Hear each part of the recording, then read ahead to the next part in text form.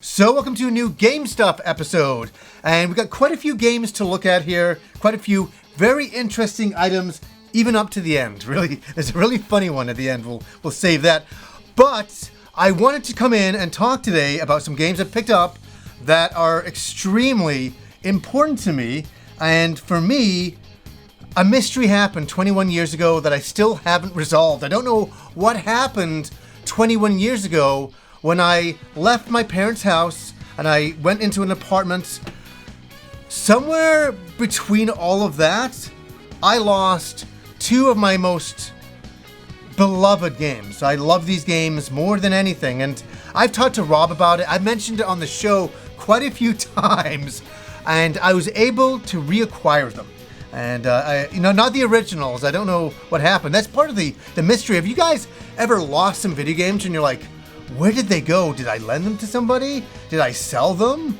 What did I do? I honestly don't remember what I did, but I've talked to Rob. There's no way in a million years I ever sold them. Could I have lent them to somebody? I highly doubt that as well.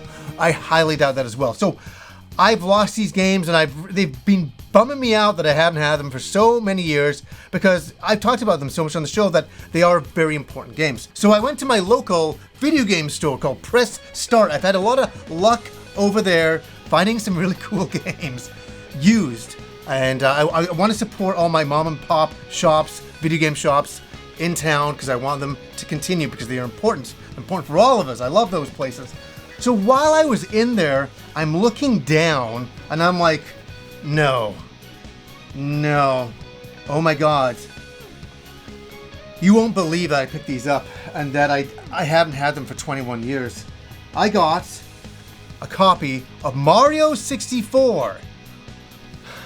One of my most beloved games. I bought it the day the N64 came out. I love this game. It means so much to me and Rob, and I don't know what happened to my copy of the game. It's the biggest mystery of my life. It's weird. So I saw this and I was like, it's time I reclaim Mario 64. It has to be on the shelf here. It has to be, because it's so symbolic, isn't it? It's such an important game. It was a game changer, going from 2D to 3D in a way that we'll never see that big jump quite the same way again. And I love this game. I mean, holy, so many memories playing it. So to get this was like reacquiring a part of my childhood, and I thought that was so absolutely amazing. Now, this one was amazing. I did an entire episode on it. It's called Mario 64 and My Dad. I did an episode probably about 3 years ago on it, where my dad wasn't into video games. He really wasn't into video games, but he kind of liked racing games. He kind of liked the idea of it. And one day I came home and I caught him playing Mario 64 on the floor, and I was like, oh my God, Dad, what are you doing here? Like, you're playing this game? He was so into it, and he loved it. And it was just a little bit after that my dad passed away, and that's why Mario 64 is such an important game for me. This entire time period is such an important time period for me. And so I was like, what happened? I would have never sold this game for the memory with my dad. So it's really, really strange what happened.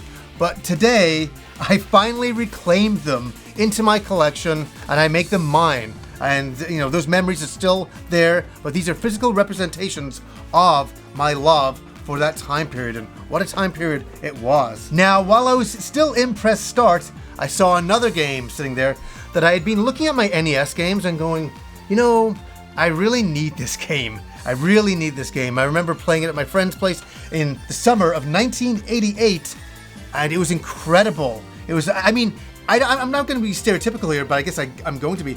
Every guy I knew was playing this game, and it was really kind of like a guy's game. I'm sure there's a lot of girls out there playing it too. That's awesome. But for me, I was a young kid. I just hung out with guys when I was younger. Everybody's house I went to, they were playing this game, and I love it. The music, the weapons, everything, the power-ups. Contra right here. Finally have Contra on the NES. This is like, with my NES collection, there's only a few I needed. This is definitely one of them, and the other one's Kid Icarus, and I'm pretty much it. I'm pretty complete for that, but to have a copy of Contra just feels like I'm owning 1988 all over again, and my youth and my innocence, and the fun of discovering video games and playing them, certain genres for the first time. Contra was one of those style of games for me. Now, this is a game I forgot to put into a new game stuff episode like 3 months ago because I got this for my birthday. And I don't know why I put it straight on the shelf and I didn't talk about it. And I was like looking at my shelf, I'm like, oh my God, I didn't talk about this game because I really want to talk about it. There used to be an arcade by me up at Metrotown area here in Vancouver called Johnny Z's. That was the name of it. And I remember walking in there, it must have been like 1989, 1990-ish time. I walked in and there was a big screen monitor. It was a big screen TV. I says it's a very strange memory because Neo Geo games were the red cabinets, but they had this game on its own monitor TV. And it was a huge TV. I remember going, whoa. And the one thing that got me was the characters were so gigantic on the screen. They were probably the biggest video game characters I'd ever seen on a screen at that point. And that is for Art of Fighting. Art of Fighting right here. This is the first one. It's the Japanese version of the game. And this game is very special to me on the Neo Geo. Fantastic stuff. I mean, this was a game that for the first time you'd see battle damage on the characters. So if the character got punched in the face a lot, they'd be bruised in their faces. And I thought that was really fantastic. And it introduced me to such interesting characters. I mean, all of these guys were so fantastic. And just the size of the characters and the scaling back and forth. I mean, it was incredible. And I got into Art of Fighting 2. Art of Fighting 2 is when I originally bought my Neo Geo. I got Art of Fighting 2, and that was awesome. But it was cool to have the original that I saw on that Johnny Z's that day. That, I mean, it's 30 years later, and I still remember the impact of seeing those characters and that game playing and going, oh my God, the Neo Geo is awesome. And it's 30 years later, and I still think the Neo Geo is awesome. It's such a great machine. I think it still stands up really well to this day. And that's funny because a few weeks later, something else showed up in the mail that I forgot I picked up from Limited Run. And that is the Art of Fighting anthology right here. It's got Art of Fighting 1, 2, and 3. And I gotta say, I always liked 3. It had really good animation, really fantastic animation. My heart is always with number 2 because that's the first one I realistically played. But Art of Fighting 1 is the one that blew me away. And I remember when Art of Fighting 3 came out, it was a cool game to see in the arcades. And it was really awesome. But at that point, I kind of moved on to a bunch of other games, and the Neo Geo at that point was kind of like, okay, they're just doing a lot of fighting games. There was a lot coming out at that point. But Art of Fighting 1 and 2 is awesome, and really nice to have the PS4 version of that anthology. Now, this collection is awesome. It's awesome for anybody who grew up with the Genesis or Mega Drive back in the day. And here we go. It is the Toaplan Co-Limited collection right here, and it's by Retrobit. Published by Retrobit, and it's 1, 2, and 3. What is on here? The classic shooters of all time. We have got Truxton, which is just an amazing game. I remember Classic Game Room used to love that game so much. Mark loved that game so much, and I did. It was one of the first games I ever saw on the Genesis down the street, and I have my friend's copy right here, over here, Truxton right there. This is my original. I love this. It's so much fun. And then Hellfire, another wonderful shooter. Fire Shark is awesome as well. But the big one on here that I really absolutely love is Zero Wing. Does anybody remember Zero Wing? It became one of the biggest early memes on the internet. Remember, all your base art belonged to us? It came from this game, Zero Wing, a classic shooter. How are you, gentlemen? All your base art belonged to us. It is such a classic, and these games are unreal.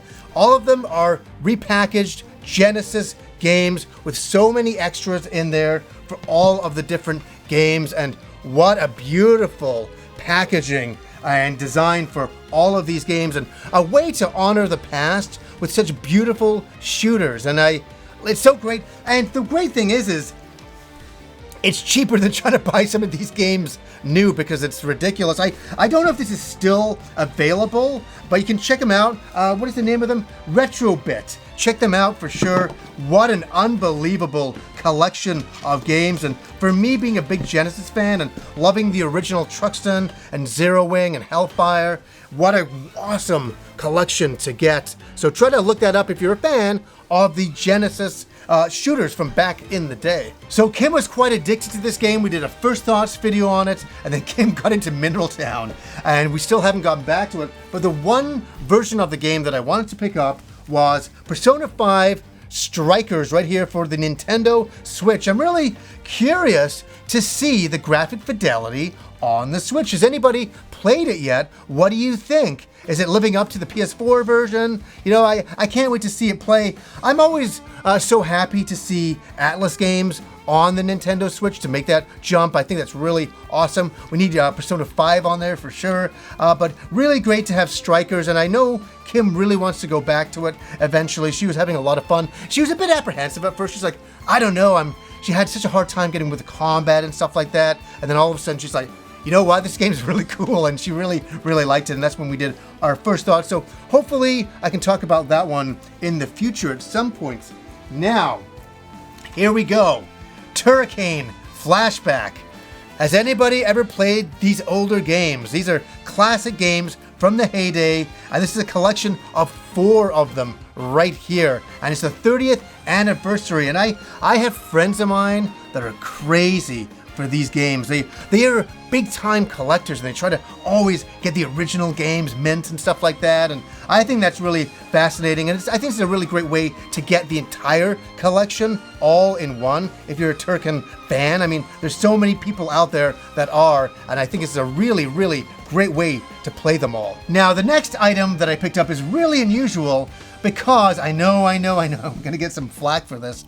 I'm not interested in playing the game itself. I was very interested in getting the controller, and that is the Monster Hunter Rise controller right here for the Nintendo Switch.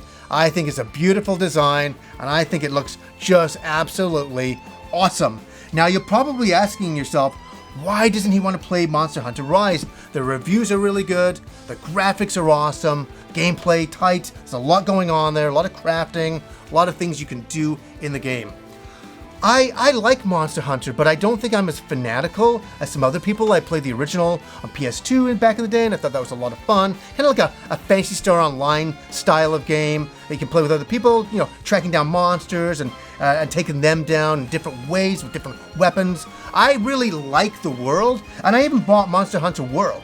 I even bought that and played a little bit into that, but me and Rob both agree. We think it's a fascinating world, but it's just something that we can't get into. I don't know what it is. Sometimes the time trials kind of wear me down a little bit, and I'm happy for anybody who's really enjoying Monster Hunter Rise because the reviews are stellar, and every piece of graphics that I've seen of the game or gameplay has blown me away. I've been like, that's great. But in this lifetime, we can't play every single game. We have to make choices, and I've made that choice. I'm like, yeah, I really like the Monster Hunter series. I can appreciate it, but it's a game that I'll never review or anything like that because I think a lot of other people can do it more justice who are bigger fans of the series. So now we move into some vinyls, and this next one is a very interesting vinyl because in 13 years of doing the show, nearly 1,000 episodes, I think I may have talked about this game briefly once. And that's a travesty. It's a travesty because it means so much to me. It's up on my shelf right here. And that is Legend of the Mystical Ninja. I had to get the vinyl soundtrack for it because it really, look at this. This is great stuff. Go on. Really means a lot to me.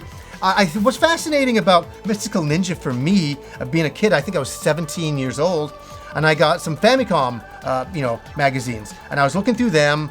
And they're like a video game review guide for Japanese people. So I always would buy the magazines, and I was like, leafing through it, but I couldn't understand the language. But I got to a game that they were advertising in there called, for me, it would later become known as Mystical Ninja. It was Goemon. And I was like, on the Super Famicom, and I was like, look at the graphics of this game. I'm like, whoa. And it's just really, when the Super Famicom just first came out, it was really kind of in that launch window-ish time. So it was like, whoa, these graphics exist already on a Super Famicom game? Is this possible? And then it came out over here as Mystical Ninja. and I bought it day one. I played it all the time with my girlfriend at the time, and she was really, really bad at the game. We played 2-player, and she'd always get killed. I'd be like, you know? So the funny thing is with the game is I found it extremely difficult. I could only get so far, and I would play it all of the time, but it was a very difficult game. But the graphics, the side view action, the detail was so beautiful, and the music. And the music haunts me to this day. It's got a really haunting soundtrack, and one that I was like, yes, I have to pick this up for sure. Now, this next soundtrack is very, very special to me as well, because I had a Super Nintendo, and there's a small game coming out called ActRaiser. For anybody who is out there, you know, at that time period, will remember that ActRaiser was a huge game. We were all looking forward to it. It had some kind of like simulation elements on there, which I wasn't too much of a fan of, but the side view action arcade elements were what got me in. And it kind of was showing me that the Super Nintendo was doing arcade style graphics at home. And so we got the game. I thought it was absolutely freaking amazing, but it was the soundtrack that really sold me, by Yuzo Koshiro. You know, I'm a big fan of him. And I think at the time, I didn't even know the soundtrack was by him. Isn't that funny? Years later, you're like, oh, I like Streets of Rage, and oh, ActRaiser's done by the same guy. Wow, no wonder I like both soundtracks, and I really love this. So it's got all of the classic songs from ActRaiser right here, the original soundtrack and symphonic suite. That's perfect. And look at this. That's signed, I believe, by Yuzo Koshiro right there. Unbelievable. And an illustration, an original illustration, which is just gorgeous stuff. And fantastic. I was like, yeah, I got to support Yuzo. I'm a big fan. And it's nice to have a collection on vinyl of his work. I got, the Streets of Rage 1 to 3. I've got, Revenge of Shinobi. I got ActRaiser. I mean, things are good in life. Things are good. And speaking of things being good in life, I had to track this down on eBay. This is a wonderful, wonderful soundtrack for a game that I really believe is underappreciated, and that is Street Fighter 3. Everybody asks for a different style of game. They're like, oh, give us Street Fighter 3 and make it completely different. They kind of go and do that, and a lot of fans liked it, but a lot of fans didn't like it. And I'm somebody that I think the flow in that game is beautiful. It's got such a beautiful flow to it that for, doing combos and things, everything comes together, and it's a wonderful, wonderful game. And it's one of those ones that I keep playing over the years. I'll always turn it on. For some reason, I always play Second Impact, for sure. But the one thing that's very underappreciated with the soundtrack is the music. The music in this game is awesome, and it really encompasses that time period. Can you believe it's like 21 years ago that Street Fighter 3 came out? It's weird to think about. But the one thing is, I'll be able to listen to all the music and relive those memories again. And what a great game. What do you guys think of Street Fighter 3? Or there's some Street Fighter 3 fans here? I really hope so. I like Street Fighter 3 better than Street Fighter 5. I'll even say something that ridiculous, because my God, I am that ridiculous. Now, next up, this is from Shenmue Dojo. And this is Shenmue World right here, issue number 1. Now, Shenmue Dojo wrote to me and said, hey, we'd love to send you this. And I'm like, no, you don't have to send me anything, any of that. They're like, no, you're a fan of Shenmue. I think you'll really like this. And I was like, well, thank you for thinking about me. I really appreciated that. And then it came, and I sat there and I opened it up and I'm like, oh my God, it's really, really good. It's really good. It's for anybody who's a Shenmue fan, this is the biggest Shenmue love letter that I've ever seen in book form, that I've ever seen from fans. It's got a manga in there to open up the beginning of the game and all that. And then it gives a really beautiful series overview looking back on the games and the packaging, the artwork, the time period of the games and the stories of the games. And man, Shenmue has been a really wonderful series. Over 21 years we've been going at this point with it, and it's unreal. Even to get Shenmue 3 was like, we got Shenmue 3? I finished Shenmue 3? That happened. And this goes through all of the things, all the soundtracks, all of the artwork, and talks to the voice actors, and goes through a lot of the creation of the Shenmue universe, and you know, all the way from 1 to 3, and just talking to some of the voice actors in Japan, all that great stuff, and amazing. And looking at the artwork and having some mangas going on there as well, it's a love letter to Shenmue. And the one thing you gotta say about Shenmue Dojo, they were always there supporting the game. They never gave up. They were always there, and it's so wonderful to have a fan base that's strong, supporting something that you love, and I've always appreciated their love and support for this series. And I know I've done my fair share of supporting this series, and I always will. I'll always be a Shenmue fan. I mean, that'll be on my grave. Always be a Shenmue fan. Johnny Millenium will always be a Shenmue fan. And I really am, and I want to thank them for sending this over. I really, really appreciate it. It was gone to a really good home, and somebody who will really, really, you know, love it and cherish it over the years. Okay, my last item is not a video game. It has nothing to do with video games in any regard. It is a funny item that I backed the Kickstarter of. Yes, I did. And there's a huge reason why. I'll get into it. Oh my God. This is a bit of a joke with me and all my friends. It's something from our childhoods. It's something that we all love for some unknown reason that is so ridiculous. And that is a Bogglin. The Bogglins got, you know, a Kickstarter going on. The creator brought them all back. King Drool, King Dwark, and King Vlob. And a whole bunch of other ones and stuff like that. I couldn't even keep track. All I wanted was King Drool right here, and look at this silliness. Look at this silliness. I have always wanted these. Like, these came out in the 80s, and all of my friends had them, and I'd always be over their friend, you know, my friend's place, and we'd always be playing with them. They're hand puppets, right? They're ridiculous, and they're so cool, and they're so weird and strange, and you can put them in little mini movies. There's a lot you can do with a Bogglin. And so over the years, I was always jealous. Every one of my friends has a goddamn Bogglin.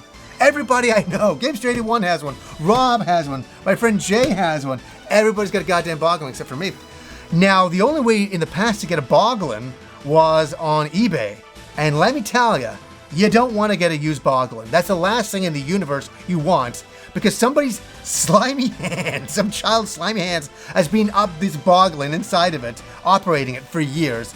And I'm telling you, it's a bit of that's just kind of gross. I don't want to have a used Bogglin. So when they did a Kickstarter, it wasn't that expensive either. I said, of all things, I need to get a goddamn Bogglin. You know, and I can't wait to one day use this as a puppet to show my daughter. She'll be like, "Oh my God, what is that, Daddy?" I'll be like, "Hello, it's me, the Bogglin." It's going to be ridiculous things happening around here, but I had to show you that I got a Bogglin. How many of you other people out there remember the Bogglins? And yeah, I know it's not video game related, but it's so funny and it's so silly that I had to show it. Even when it showed up, Kim was just like shaking her head going, what is this? And I'm like, it's a Bogglin, Kim. It's important. It's a really big deal. It's a really big deal. So I just wanted to show my Bogglin love. So anyways, guys, until next time.